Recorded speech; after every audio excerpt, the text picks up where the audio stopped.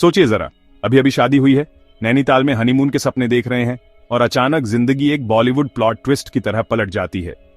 तो बदायूं में ऐसा हुआ। एक नौजवान की 17 मई को शादी होती है।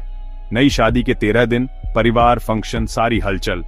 फिर उसकी पत्नी परंपरा के अनुसार अपने मायके चली जाती है। वह हनीमून के प्लान बनाने में बिजी है, बैग लगभग पैक हैं, पहाड़ों और यादों के सपने देख रहा है। लेकिन 10 जून को उसे खबर मिलती है, उसकी पत्नी अपने प्रेमी के साथ भाग गई है। अगले दिन उसके पिता गुमशुदगी की रिपोर्ट दर्ज कराते हैं। हर तरफ तनाव है, पुलिस शामिल हो जाती है, सब लोग ढूंढ रहे हैं, परिवार वाले चिंतित हैं। 16 जून को उन्हें कपल मिल जाता है। दोनों परिवारों को पुलिस स्टेशन बुलाया जाता है। पत्नी सबके सामने बेधड़क कहती है वह अपने प्रेमी से शादी करना चाहती है। वह अपने सारे गहने लौटा देती है, पुश्तैनी और तोहफे में मिले टुकड़ों को बांट देती है और अपने प्रेमी का हाथ पकड़कर जाने का फैसला करती है।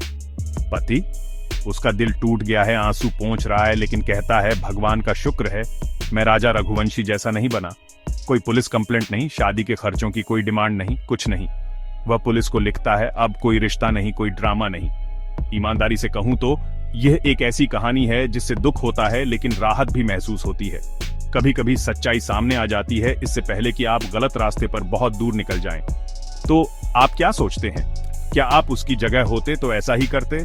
मुझे कमेंट्स में बताएं और ऐसी और रियल कहानियों के लिए लाइक और सब्सक्राइब करना न भूलें।